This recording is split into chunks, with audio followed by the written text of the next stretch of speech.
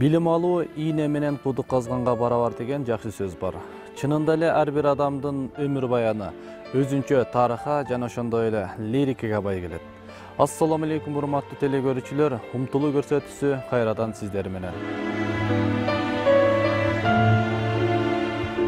Эхтирас Сүйөркул кызы 1991 жылы 25 июль айында Ош областынын Өзгөн районунун Зергер айыл өкмөтүнө караштуу Кайрат айылында төрөлгөн.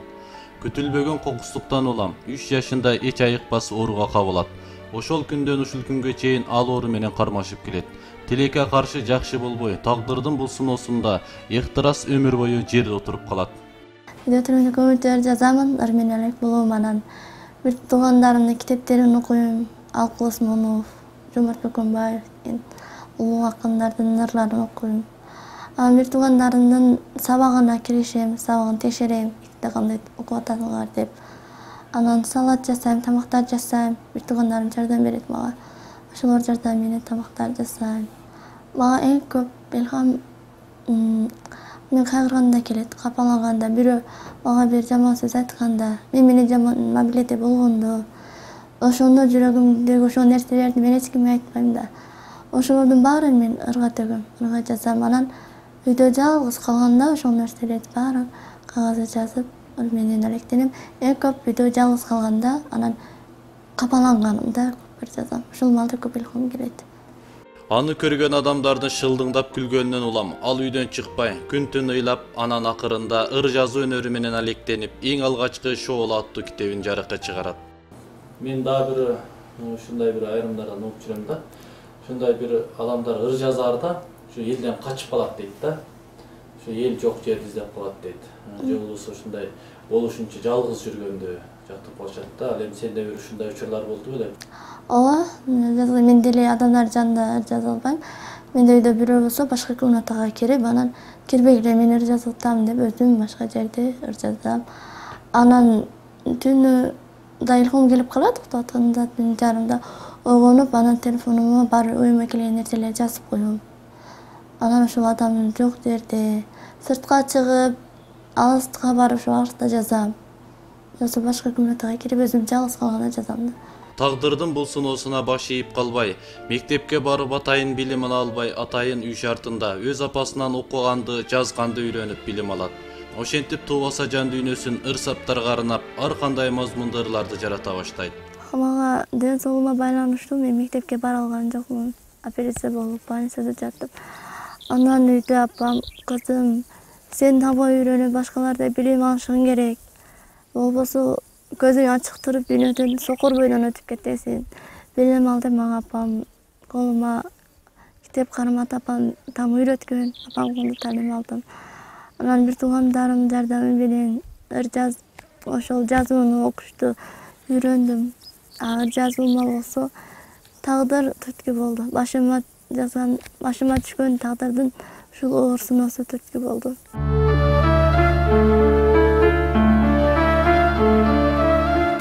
Татаал экен бизге арналган турмуш жолу. Бирибиздин путубуз жок, кимнидир колу. Көрдүм канчалаган колупту кыйшык байып, жаратканым буйруган болсо биздейлерде эмне айып. Дудуктарга сөз арман, сокурларга көз арман, баспаганга жол арман, биздейлерде көп арман. Биздейлерди сынаганым койбоду тагдыр эч, көзүбүздө мөлтүр жаш эрте кеч. Өкүнбөйбүз, бирок бул күндөрдө тазалык бар, ыйман бар жүрөктө. Кудайдан башка эч затты дос дебейбиз. Оору менен жашап, оору менен кетебиз. Ушундай экен да бизге буйрулган тагдыр. Жегине кетет бир күн өмүр кемибиз. Биз басып өткөн жолдор канчалык татаал болбосун, баарыбызды бир гана Кудай өзү колдосун. Адам барыбы арман менен өтпөгөн, алсырап көздөн ысык жашын төкпөгөн, айта албай нечин сырлары калдыго, азап чегип өттө өмүрлөр көптөгөн деген ошол биздин бүгүнкү каарманыбыз Сүйөркул кызы Эхтираздын өзүнүн жан дүйнөсүнөн жаралган ырларына күбө болуп жатасыздар. Азыркы күндө бир гана ыр жазуу ыктырастын жан дүйнөсү ага дем берүүчү күч болуп, мен жаратчу ийгиликтер али алдыда деп дагы да көптөгөн ырларды жаратам дейт. Мен өзüm жашоомдон, турмушумдан алып жазамын да, тагдырымдан. Жүрөктөгү бугумду чыгарыш үчүн ырлар менен сырдашып, ырларга төгүп жазам. Анан ырларым барактасам бүт баары кайгылуу, муңдуу. Анан мен башкалардын, адамдардын тагдыр жашоосунан алып жазам деп ошону чечип, анан көбүнчө элдердин жашоосунан, турмушунан алып жазам. Мисал алсак, Өзгөнгө шаарга барганда көчөдө араба түртүп ичип жүргөн кишилерди көрөм. Арак ичкен аялдарды көрөм. Туура эмес жолго басып кеткендерди көрөм. Ошонун баарын ырга жазам. Анан бир гана ушул болуп калбасын деп, сүт темасына да ыр жазам азыр. Бүт баары теманы камтыйын деп, ушул китебиң ичинде бүт сүт темасында адамдар жашоо, турмуш жөнүндө, өзүмдүн тагдырым жөнүндө, ата жер жөнүндө бүт баарын жазам. Айтылган ойлору таамай, табияттагы бардык нерселерди жан дүйнөсү менен кабылдап, илегинен өткөрүп, бапестеп багып поэтикалык боекторду таба билет. Өз башымдан өткөзгөн күндү өзүңдөн башка ким билет? Өкүнгөн менен пайда жок. Өмүрүмө кылып жашайм каныйет. Тагдыр башыма кандай сыноо салбасын. Таш жолдор кайда алып барбасын. Таалайыма тарыңа менен пайда жок. Тирүүлүк мейли мени тажаганча алдасын. Көңүлүм калды жашоодон дебеймин. Кыйналып өзүмдү өзүм жебеймин. Кайгырган менен пайда жок. Кайчылаш жолдор узун билемин. Унканып жан дүйнөмдү эзген менен. Мээздей төгүлгөн жылдар кайрылбас артка. Өлтүрүп ыйлаган менен пайда жок. Мен кайылмын бүт бул дүйнөнүн баарына. Ырсыз жашоо жоктой, күнүмдүк турмушун ырсыз элестете албаган ыктырас өз поэтикалык саптары менен окурмандарды арылууга жана тазаланууга үндөйт. Дайым биз менен аралашып, биз менен турганда эч кандай өкүнүч жүзүнөн көрүнбөйт ону. Дайым өзүн капа кылбаганга аракет кылат. Анан өзүн жүзүнөн деле билинип турат. Ол капа болгондо, неме болгондо бардык өзүнүн жан дүйнөсүн ырга арнаган. Ошо капачылыгын кимдир бирөө сөз айтып койсо, башка кылса ошону ырларынан чыгарат. Ошо дайым келсең ошо ыр жөнүндө сүйлөшөбүз, ачыгы башка деле неме сүйлөшпөй, башка да темада сүйлөшпөйбүз. Жалаң эле ырды, мындай ыр жаздым, көрүп бериңчи кандай. Окуп көрүмчү деп. Өзү мектепте окубай, тамганы жакшы тааныбай, неме кылган үчүн уялабы. Ошо качан келсең ырын көрсөтөт, ырын неме кылат. Ошол ата энесине ham ошондой кылчу. Азыр биз келсек бизге көрсөтүп, биз текшерип берип, биз караштырып турабыз.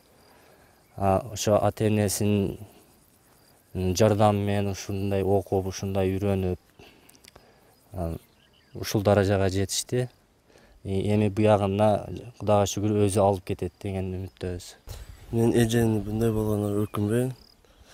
Себеби бул бир тарабынан мындай болгону менен экинчи тарабынан таланты бар. Жакшы, жакшы. Мен дагы бийлеп турат. Жакшы окуган, жакшы жүргөн. Ал эми эжең ошол ыр жазып отурган учурда анча-мынча келип өзүң да бир жардамдашкан учурларың болобу? Андай болбойт. Өзүнчө өз убакыты келет, ошондо өз жалгыз калганда ыр жазат. Демек, эжең экөөң айырмаңар канча жаш улуу кичүү? 3 жаш элек.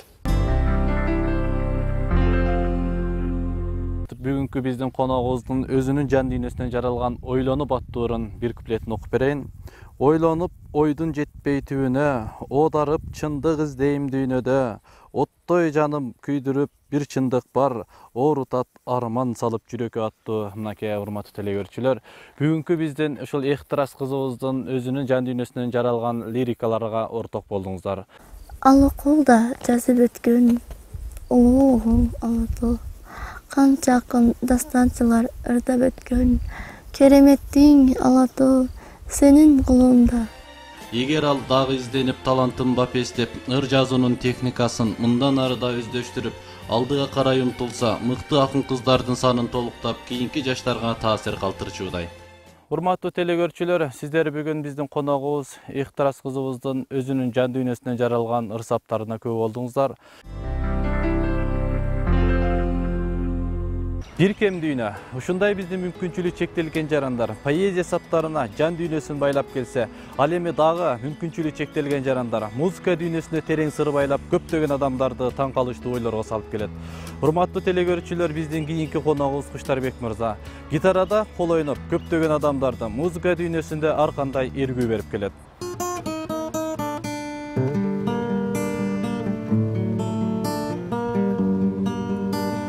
Алсыра барманым менен, турамын азыр ыйлап мен, азапты мен кучактап,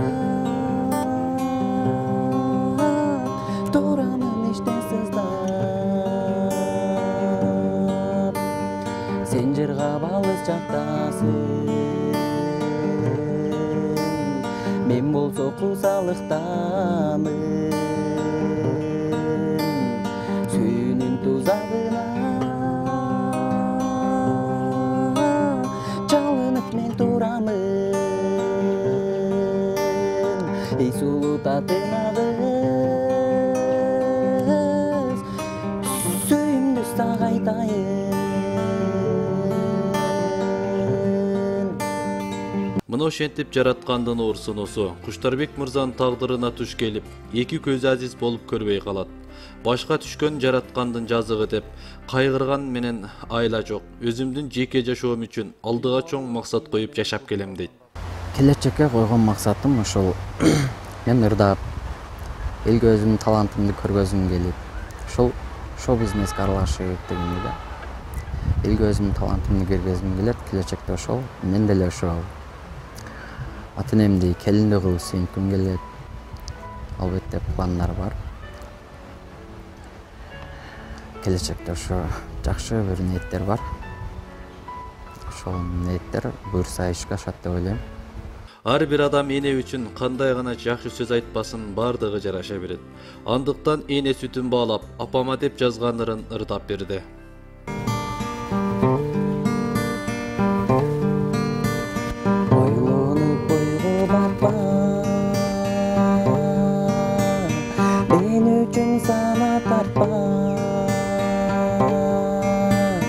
Кыйналып азаптарды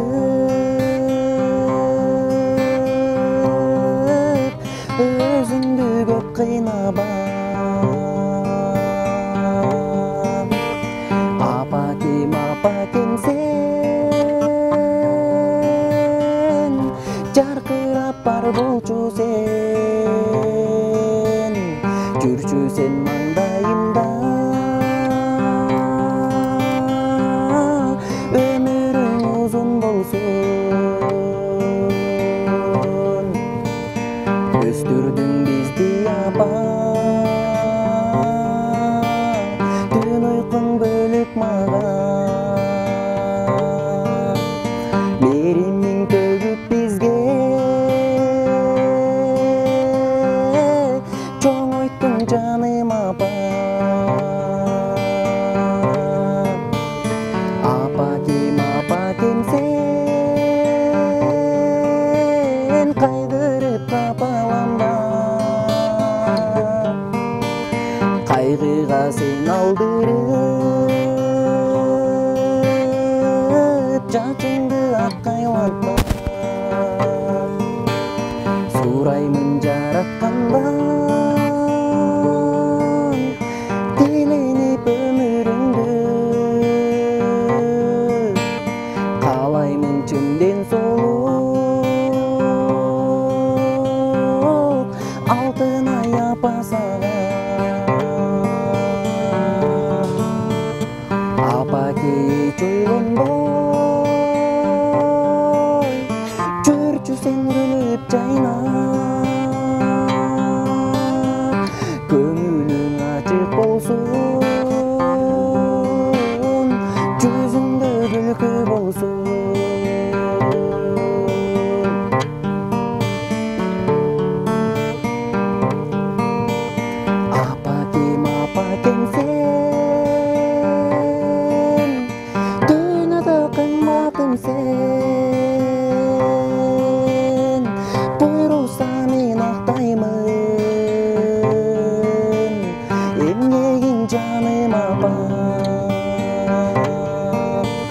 жаркырап маңдайымда. Анам сен болчу апа, түбөлүк болчу апа.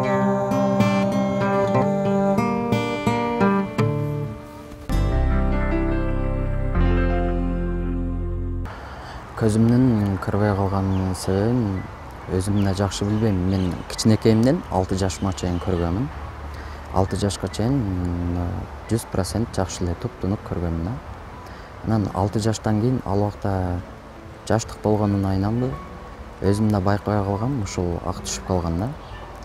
Ошол себептен көрбөй калгам. 10 жашка чейин зрениям начарлап жүргөн. Күндүзү көрүп, кечинде көрбөй калып, кийин барып зрения начарлады. Анан жашоо шартка байланыштуу ошол убакта сразу ооруканага көрүнө алган жокмун. Кийинчерээк 2000-жылы Бишкекке келип көрүндүм. Көрүнгөн кезде диагноз коюшту. Ашса болот, болгону Кыргызстанда эмес, чет өлкөлөрдө деген диагнозду коюшту да. Ошол. Азыр ушу көзүң көрбөй калуусу сенин алда болгон келечегиң үчүн бир аз тоскоолдуктар жаратпайбы?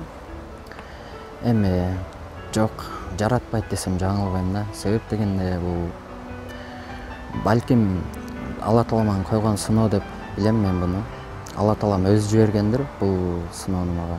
Албетте андай өкүнүү же болбосо өзүмдү кемсинтүү деген сезимдер болбойт да менде, козголбойт андай сезимдер. Себеп дегенде көрсөң көбүнчөрөөк күнөөгө батышы мүмкүн, а көрбөй жүрсөң бир аз күнөөлөрдөн алысташы мүмкүн. Жараткандан гана берилген сыноо деп эсептейм.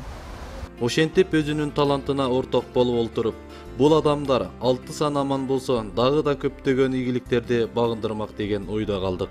Мына ошентип бүгүнкү умтулуу көрсөтүүсүндөн бири басып кетүү үчүн үмүт кылса, ал эми кийинкиси ушул жарык аламды көрүү үчүн үлпүлдөп күйгөн шам чырагын үмүт менен коргоп келет. Кандай учуру болбосун, бул адамдарга жакшы сөздүн кулу болуп келет. Урматтуу телекөрүүчүлөр, сиздер 20 мүнөт бою умтулуу көрсөтүүсүн көрдүңүздөр. Кийинки эфирден көрүшкөнчө аман туруңуздар.